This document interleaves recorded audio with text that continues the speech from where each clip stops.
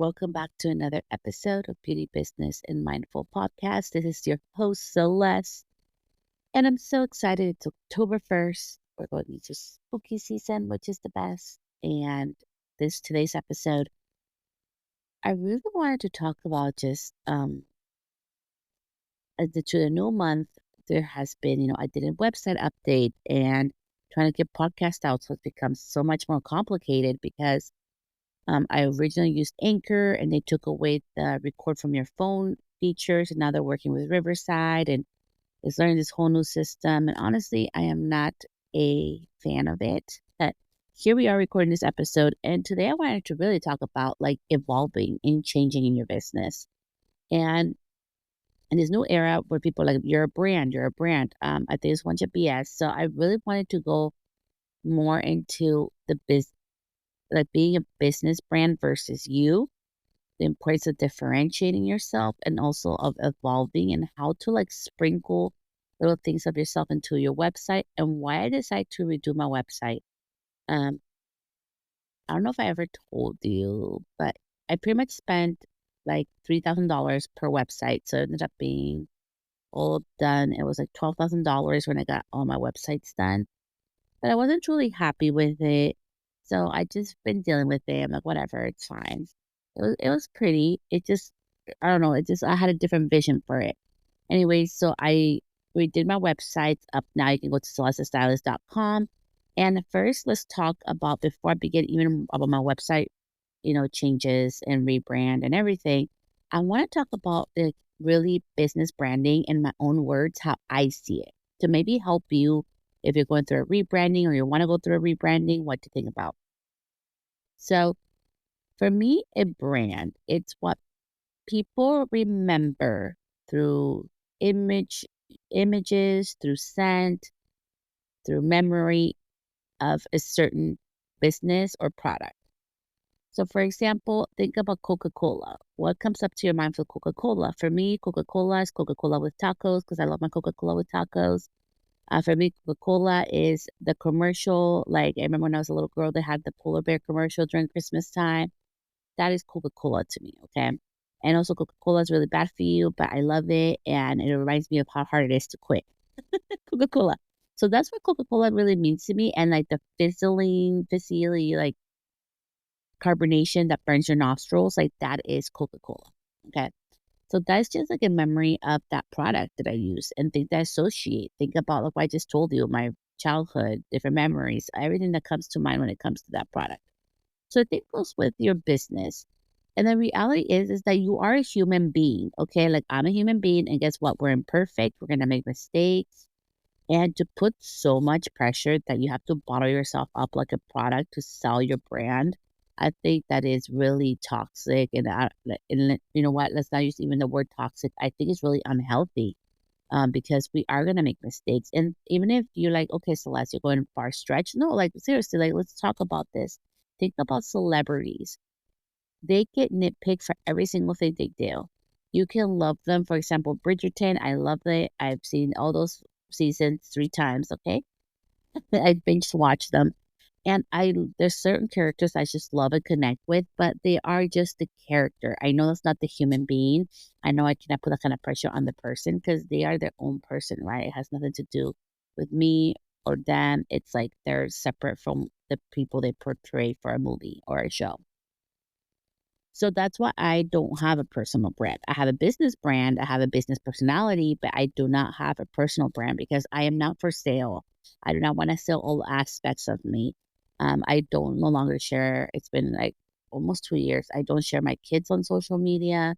I just feel like that's separate from me. They're their own entity. They do not need the additional pressures, right? So that's why I wanted to talk about what branding means to me. Okay, so it's really the memory, the sense, or the you know, things that come to mind when you think about a product or a business.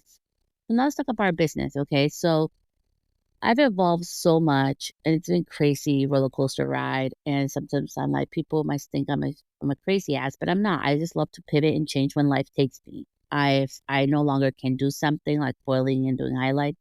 I need to let it go for my health and well being. I'm gonna let it go for my health and well being.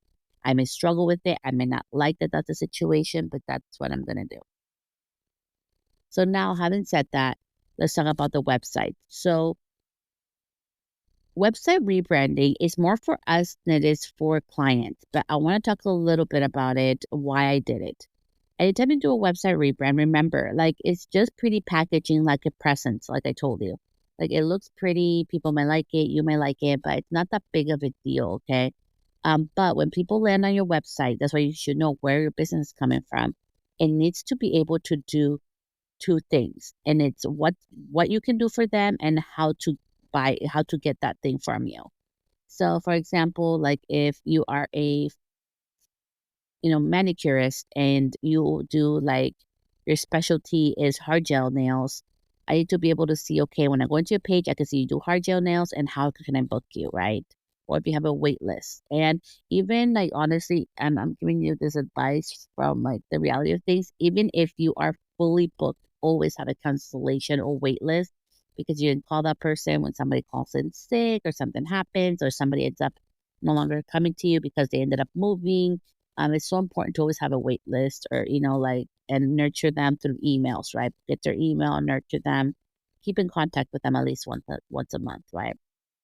So, anyways, that's what you need to do with business. The same thing. Like if I want to order the habit and I want a milkshake from them, I can do it online. I know how much the pricing is. I can order it and go pick it up, or they can even bring it out to my car, which I love. They have taken the concept of Target literally in a fast food chain restaurant. And I'm just saying this because this is the reality of things, is that business is changing. How people do business and what they want to know is so important. So I'm going to address 5 things that I did on my website. So, like, first of all, pricing. Always be transparent. For me, I'm like, I want to know, like, right away, is that a fit for me or not, right? Can I afford it? Can I not? And it's not so much a can I afford it? It's more like, do I even want to spend the money on that or not?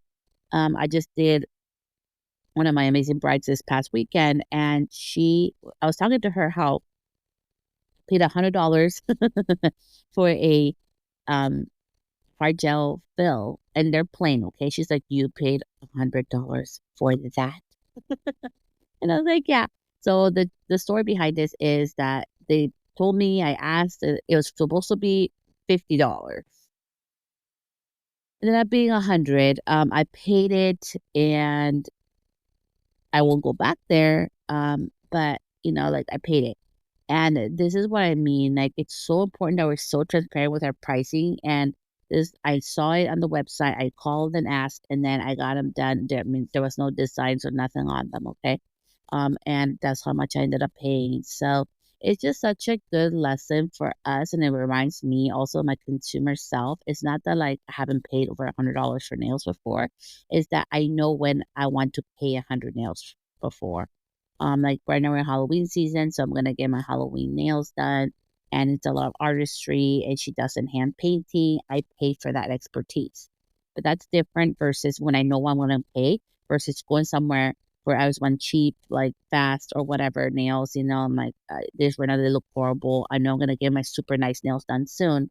They needed to hold me over, and I ended up $100 out. So I'm sharing this with you because we need to be very transparent with our pricing. Also, when you put up your pricing, you actually make it very clear if somebody is the actual like ideal client for you or not. For example, like if your price range is $100 and somebody's looking for a $20 service, they automatically know, no way, I'm not going there. Perfect. They have already saved you time and money and effort from talking to you. So that's why I believe it's so important that you put up your pricing. I have no issues with putting up my pricing. So I did. I put up pricing for different things. My accounts mostly for beauty professionals, but I also put their bridal. People can go on there and check out what my pricing is, and I have no qualms about it because I know there's people that charge more than I do that have less experience than I do. And I'm not saying that to be like, oh my gosh, Celeste. No, I'm just being honest about it. Like, sometimes like we think, oh, why should I charge that? But there's people that have less experience than you charging like 3 times more than you are. And for me, I always like to be in a price range where I feel comfortable and I feel an integrity. I just had a price increase on my bridal business side, and I'm having a price increase on my other business side, which is like the hair cutting and my color clients. And like I know like I'll be like weeding out people from that, and that's okay. Like it's part of growth too. Like you have to remember, Just like in friendships, as you start losing friendships, as you start growing and evolving, so it is in business, and that's a beautiful thing. And also our clientele's needs and wants are starting to change too. Um, and it's not a poor money mindset, it's a reality of things, right? Things are changing even for me. Like I was not ready to pay $100 for a hard gel fill. Um, I know what I want to pay $100 for. So let's take that into account about pricing. That's my take on it. So next, let's move on to how to get a hold of you. It's so important that in whatever you do, you need to be able to use your website to collect something from people, okay? Not just money, not just services, but maybe you offer a freebie so you can grow your email list, okay? People are more apt to buy from you from your email list than they are from social media posts or selling stuff. So, like I say, your email list is so powerful. So go ahead and do that. For example, today I'm sending out an email with all of my price changes and things, and just my new website. I'm actually also mentioning that. So I'm just sharing that with you because I think it's so important that you're always in your website. It has to be able to be a hub to collect emails, to be able to start and think about email like a community. It's a community that you talk to through a email service provider. So I just really love having my community online. I share stuff with them that I usually don't share on social media. I'm more open. I am more comfortable with them because I feel like that's my community that really wants to hear from me. So make sure your website, I don't care what it is, have a way to collect emails. Nobody likes newsletters, but people like tips. Nobody likes newsletters, but people like a discount. Um, and if you don't like discounts, because I do not give out any discounts, you can give out a free resource, right? I give out a free Pinterest guide. It's super, super helpful, super in depth. And I love it. I think I people charge for that information. I don't. I feel like that should be free. My strategy behind it, that's what's paid behind. Like the paywall is my strategies. Like how you do the regular stuff that most people don't know how to do. I feel like that's free stuff. So that's a way you can create a freebie, but make sure you're using your website to also collect emails. Number three, don't waste a lot of money or resources on it. I know it's easy for me to say now because I waste a lot of money on mine, but literally the one I just did in total with everything, okay, that I have on there, honestly, it cost me it cost me $425. I did all the work. Um, I used photos from my old branding shoots. I did have another shoot, like a really quick one. But like it's all me and I like it and I feel really comfortable with it. And it doesn't have to cost a lot of money. It's gonna take time though. You always have to think if somebody does it, it's gonna take their time. So you're gonna have to pay for that. Or you can use your own time. I utilize my own time. I really like how it came out. It feels really good to me. I love the transitions, everything on it. Like it just feels really authentic to me. And this is the time where I really, really wanted to have something that was really reflective of who I am as a business owner, as a person. And even if you came into my home, what you would be expected to see, like I like my aesthetic in my home to be a certain vibe and a certain feel and warm and welcoming and light. And although I love Halloween and I love spooky, and my dream is one day to live like in 1800s or a historical home, I would love a mansion, but if not, I'll settle for a historical home. I love spooky things. I love 1800 vibes, 1600 vibes, like antiques, like it's stuff that I really love that I never share with you all, like on my websites. I mean, on my social media and stuff, because like that's another side to me. And that's what I mean. That's the beauty of not being a personal brand. I'm a business, right? So there's my business brand right there and my business really personality. And then there's me, Celeste, the human. So you can differentiate yourself. Like honestly, if you told me, okay, so let's what would your website be? You're like, okay, I would have my salon would be painted in black and I would have like gold stars. And I would be like it would be so freaking like moody and scary and spooky. Like, that's me. But like the reality is like I know my clientele, my brides probably don't want to be in a spooky black mobile salon. So let's be real, okay? So that's what I mean about your website. So far we've talked about the website, collect the emails, make sure that you're putting your pricing so people can repel themselves. And also like, sprinkle it, like also like, the cost of it, right? Like you're either gonna pay somebody to do it and you may not like it. Happened to me and it's not their fault. People can read our minds. And sometimes like I may not be able to express myself really like accurately, and that's also on me. So you have to also take accountability. Somebody else doing your website, they're not gonna be able to read exactly what you want. So let's be real about that. Okay. So we talked about cost of that. Next, let's talk about the importance of a website more than being pretty. I know being pretty is so awesome, cool, being aesthetic, but really the reality is your website should be like a storefront for people to automatically know this is for me or it's not for me. You need to attract and repel, okay? So step number 4 is attract and repel. We're so scared sometimes, and I'm talking as a woman, and I'm talking as Celeste, a human too, and my life experiences because I was bullied a lot as a little girl. Like being accepted was really important for me at a certain point in my life, and then I went to at the later, like my late teens, I went into like I don't care if nobody freaking likes me, and I'm gonna be me, and I'm gonna make mistakes, and it's gonna be messy, and it was a whole road of rediscovery of who I really was. So I understand we want to be accepted, but the reality is our business has to attract and repel. Like, like Supercuts attracts and repel. Um, the Dry Bar attracts and repel, right? Sephora attracts and repel. Ulta attracts and repel. Coca-Cola attracts and repel. Um, natural products attract and repel, right? Holistic, medicine attracts and repel. Sound healing, which is something I love to go to. It attracts and repels. And there's providers also who do it who I love, and other ones I'm like, I can't stand it. Like I'm wanna burst out laughing. So I'm just sharing all this because we get so scared that, oh my goodness, I do not want to repel people. I do not want to repel clientele. But that is our job. Our job is we're not for everybody. I am not everybody's hairstylist. I am not. And I am totally okay with that. And also, there's enough business for all of us to go around.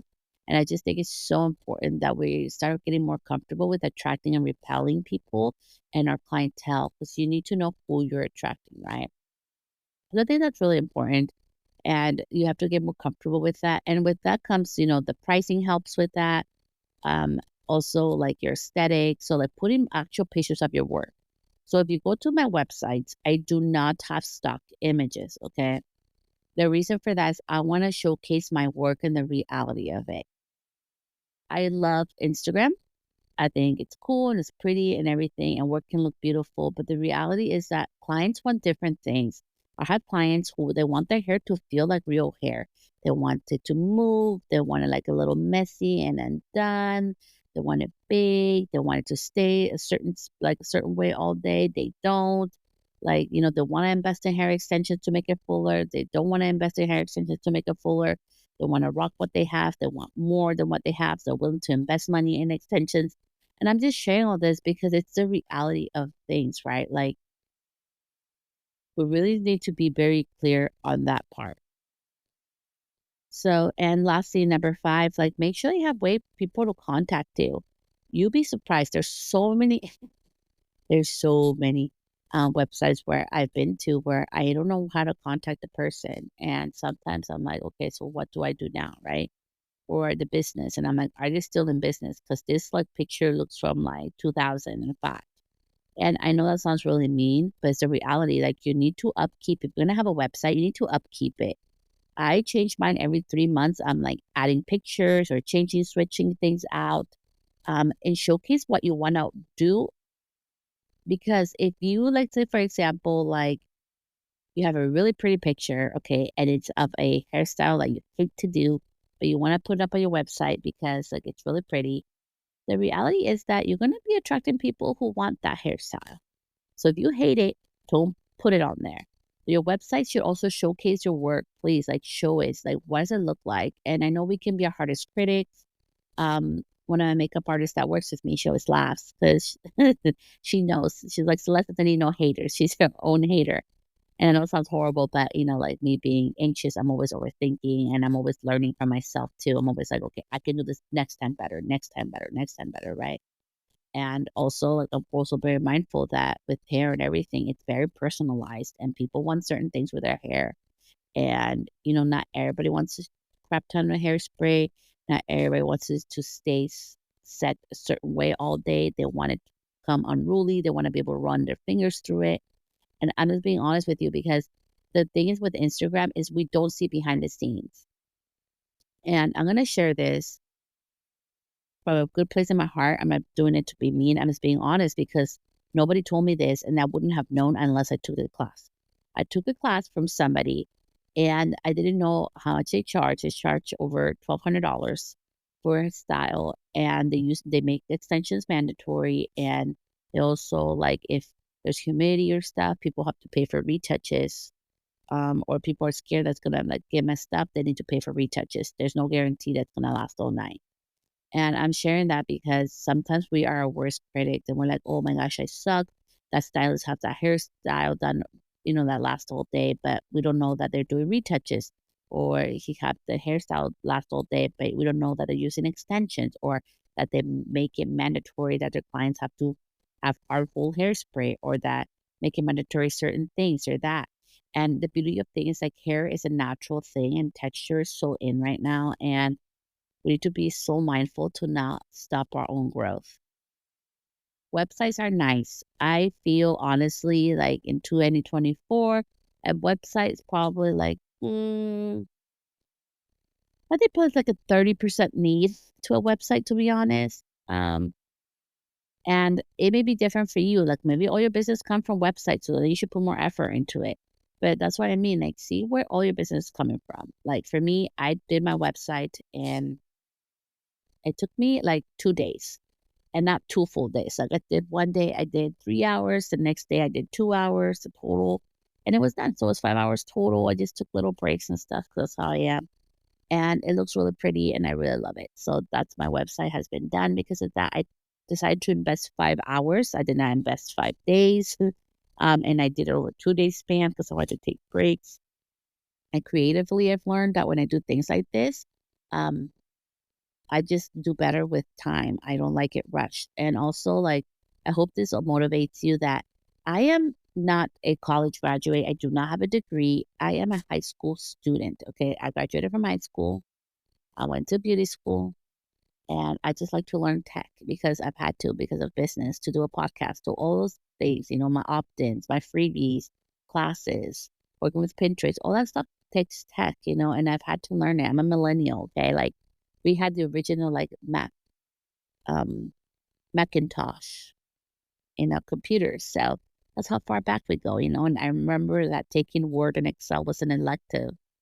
And I took it just because I was like, oh, I think it'll be important because during that time in the early 2000s, they're like, oh, internet and all this is just a fad. Like, it's just a phase. It's going to fade out. Yeah, right. It will become our future, did we not know? And it's just like such a beautiful thing that myself, as a almost 39-year-old woman, can learn all this. Like, you can learn this too. You can learn to do things too. But it does take time. It does take patience. It does take, you will make mistakes. I still make mistakes on my websites, and make sure that you always go every 3 months to make sure your links are working properly, that your website's working properly, because sometimes they'll come down. Weird things happen with tech. But most importantly, I wanted to share why I did it. I wanted to share some really helpful tips on the website rebrand.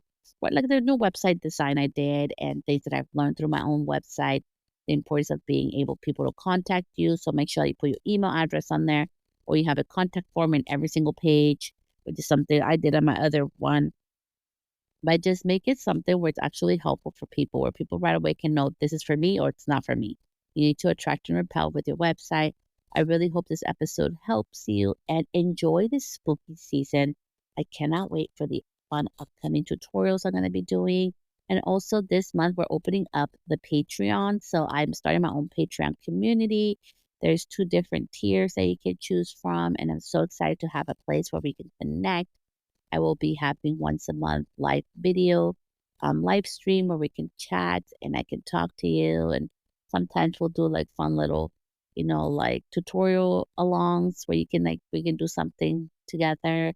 And sometimes we'll just chat and I'll share with you like behind the scenes what's going on and answer any questions. So I'm so excited for that, and that's coming out later on this week. First, it's going to be released to my email community and familia, and then later on, it'll be released to everybody. So, with that, remember that it's okay. This is I started my first website. I got it in 2018. Now we're in 2024. So it's been years in making and learning how to tweak and break my own website to get where I'm at. And remember, there's like really affordable templates. So if you want to know like of affordable templates, feel free to just DM me, be like, hey, Celeste, I listened to your podcast and my question is. Just make sure to say that so then I know. Um, and I appreciate you. Thank you so much for listening to this episode. I'll see you next time. Bye, love.